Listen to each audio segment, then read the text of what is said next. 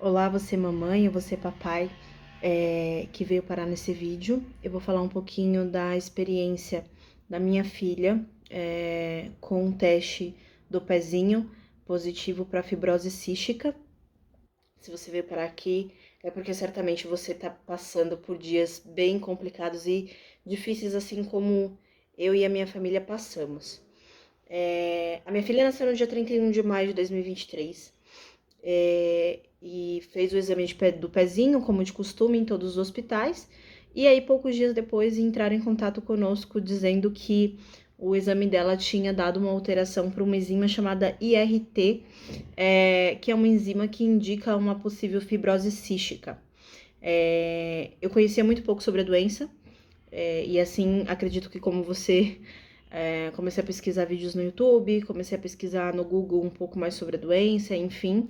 Mas o exame da minha filha de referência 90, né, que geralmente vem a referência 90 no primeiro teste, o da minha filha veio 117,9, se eu não me engano, ou 117,7, algo assim. E aí nós fomos orientados a voltar até a maternidade onde eu ganhei ela para fazer uma recoleta do exame. Voltamos à maternidade, fizemos a recoleta, ficamos ali ansiosamente esperando a segunda coleta do exame e, para nossa surpresa, a segunda coleta também veio como positivo. Então, um exame que era para dar referência 70, o dela veio 77,9. A enzima já tinha alterado aí, já tinha diminuído do primeiro exame para o segundo exame, mas algo comum de acontecer, tanto que após 30 dias você já não consegue mais saber se a criança tem ou não pelo teste do pezinho, porque a enzima ela se regula no organismo, né? Sintomas, a minha filha não tinha nenhum tipo de sintoma e também não dava para tirar nenhuma conclusão por isso, porque é uma doença que geralmente os sintomas se manifestam a partir dos 3 anos de idade, ou às vezes a partir de 1 ano de vida, enfim. Então não dava para tirar conclusões referente a sintomas. Mas os poucos que às vezes aparece ali nos primeiros dias de vida se a criança fez cocô mecônio, né? Se ela tem algum tipo de tosse ou de dificuldade na respiração e etc. E principalmente se ela não tá ganhando peso, né? Porque como é uma doença que atinge bastante ali a parte digestiva, acaba comprometendo um pouquinho o peso da criança. Então o organismo não consegue suprir os nutrientes necessários para o organismo, o que faz a criança não ganhar peso, né? Então, na verdade, ela não perde peso, ela simplesmente não ganha. Ela tem uma dificuldade muito grande de ganhar. Então, a minha filha ela não apresentava nenhum sintoma clínico. Nos primeiros dias de vida, nós fomos ao pediatra. O pediatra falou que ela estava ganhando peso normal, estava super dentro do esperado e não tinha nenhum tipo de sintomas. Ficamos aguardando esse segundo teste do pezinho, né? O resultado do segundo teste, que para nossa surpresa também veio como positivo, né? Então, a referência 70 e aí veio 77,9, se eu não me engano, tá? Ficamos desesperados, choramos dias e noites, né? Ficamos aqui no YouTube pesquisando mais sobre a doença, o que era, pesquisando onde a gente, sei lá, de repente poderia procurar apoio. Infelizmente é uma doença que simplesmente não tem apoio, assim, é tudo muito raro, é tudo muito difícil de se encontrar, é difícil você encontrar médico especialista, é difícil você procurar locais onde façam o exame que comprova que a criança tem a doença.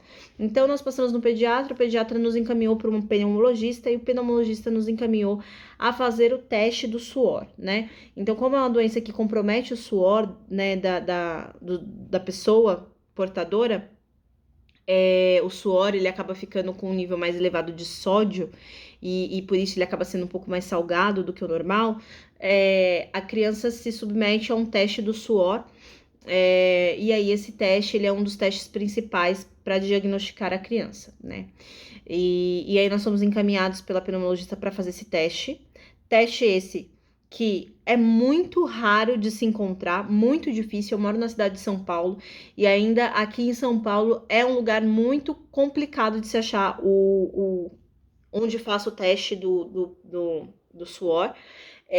Então eu imagino, se você é de outra região, imagina a dificuldade que de repente você não está tendo para para procurar onde faz esse teste, enfim.